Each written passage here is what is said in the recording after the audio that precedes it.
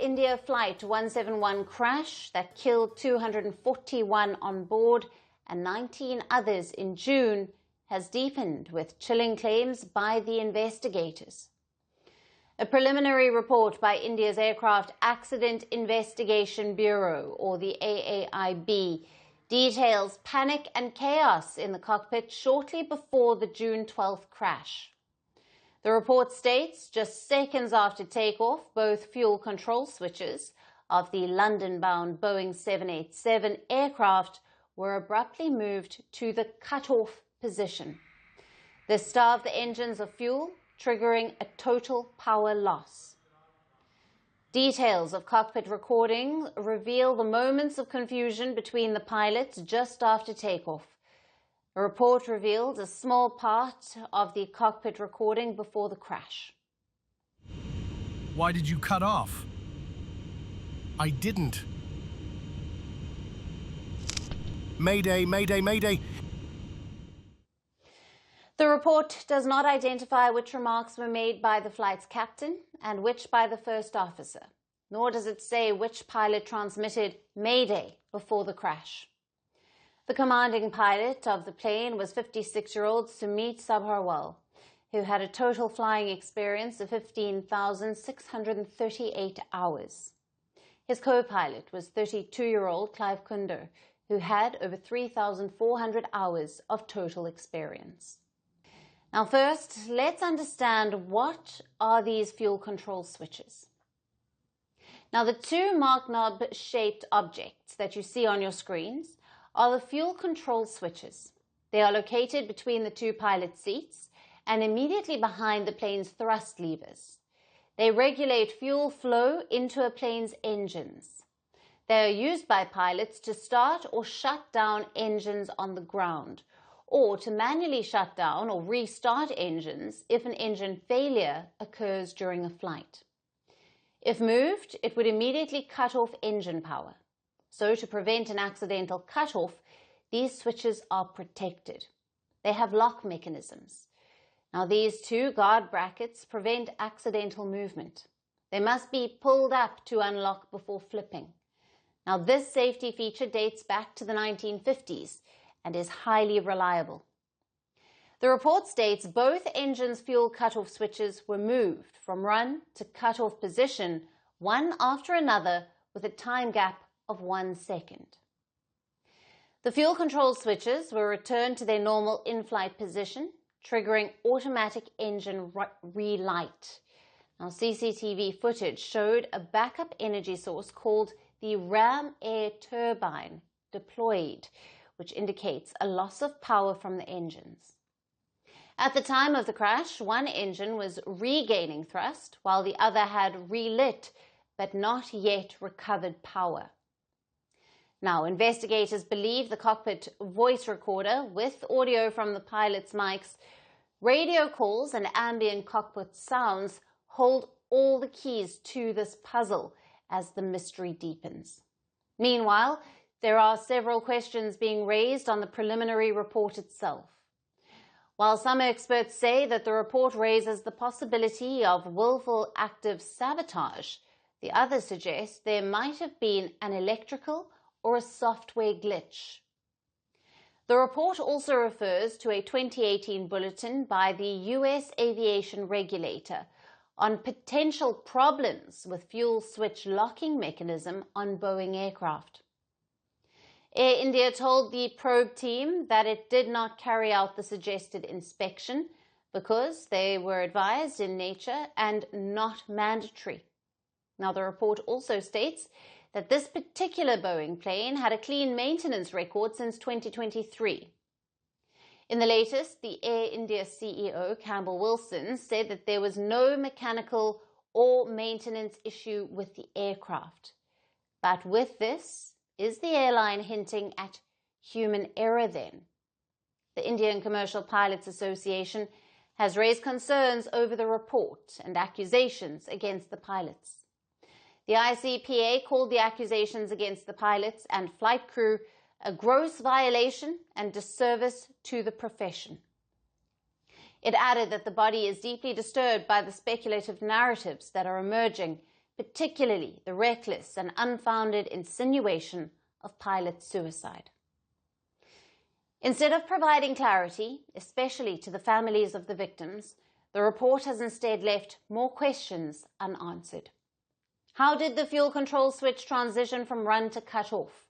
Why was full audio transcript of the cockpit voice recorder not released?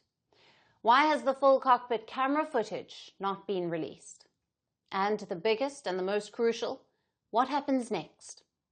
For now, the world waits to uncover the full truth of the deadly Air India 171 crash. Now, for more on this, we are being joined by Captain M.R. Wadia, the founding president of the Federation of Indian Pilots. He joins us from Mumbai. Captain Wadia, welcome to Firstpost. Thank you. Thank you for having me.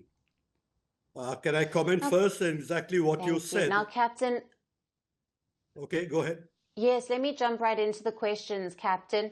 What do you make of this preliminary report on the Air India 171 crash? The preliminary report is exactly what it is supposed to be, a preliminary report. It's not a finding of what exactly happened.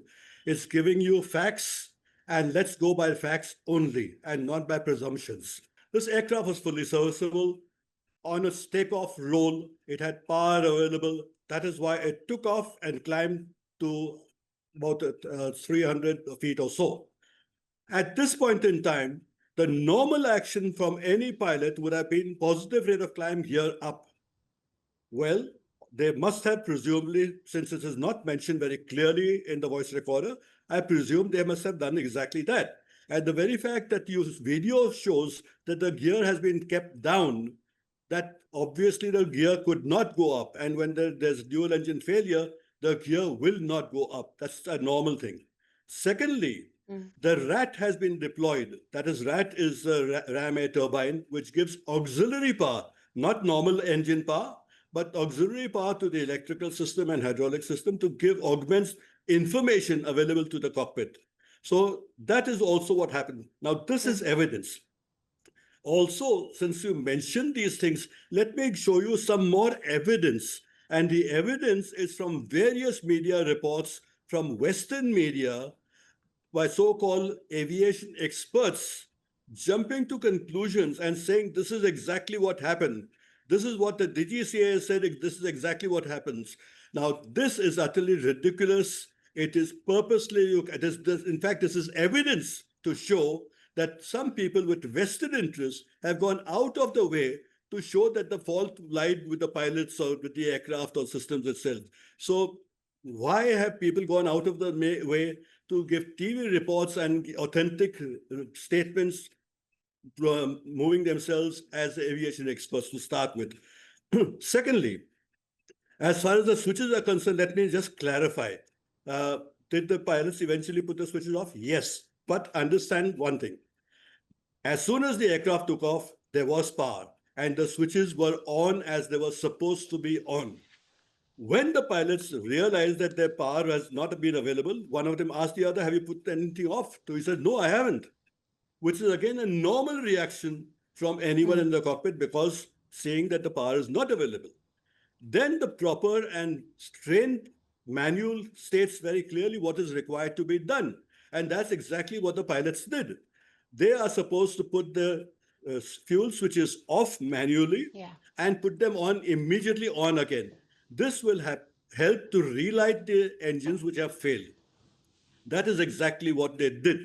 But obviously, there was not enough time nor enough altitude for the engines to pick up power and go around. And therefore, it went into the buildings which were straight ahead. So as far as I'm concerned, every step of the way, the pilots have done the correct actions, the correct procedure, and they cannot be faulted at this time. Unless you have evidence on any of these subjects, let's not speculate on this because it tends to misguide the public.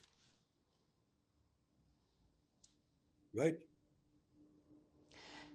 Right. And Captain, with these, as you've mentioned, the wild speculations on the fuel switch control cutoff being a human error, you've written that off. Could you explain the functioning of that fuel control switch? And could it be human error, or could this be a technical glitch? No, let me explain. First of all, these switches are extremely important. And on all aircrafts, whether the Airbus industries or Boeing industries, all aircrafts have a fail-safe fuel switch.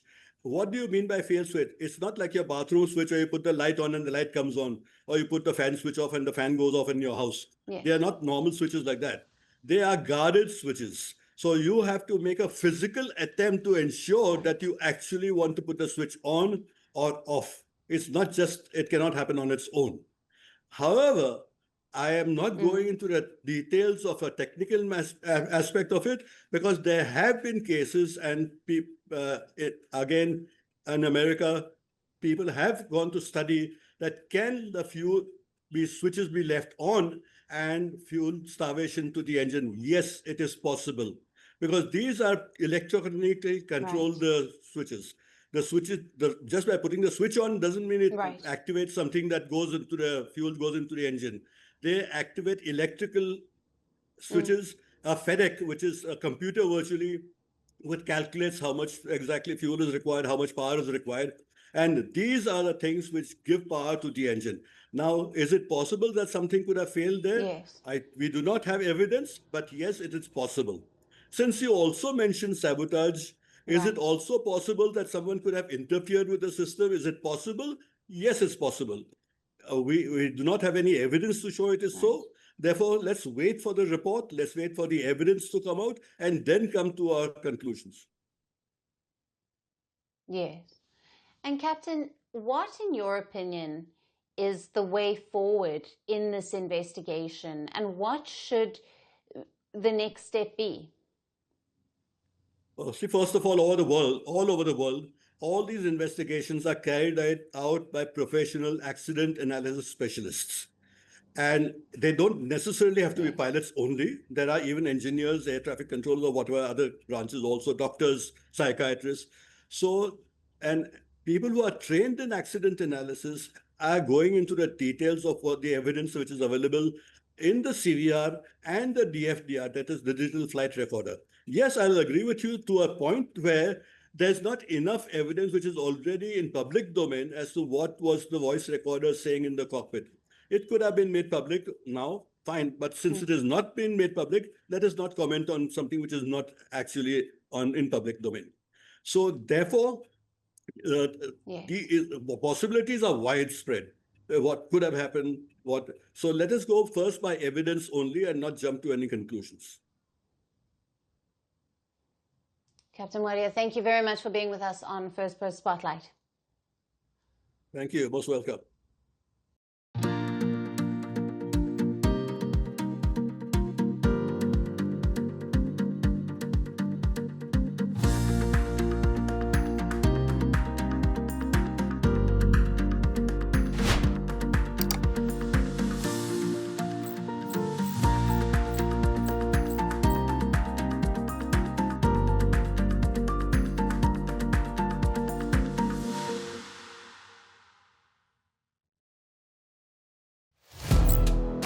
Firstpost now available in 9 languages on YouTube.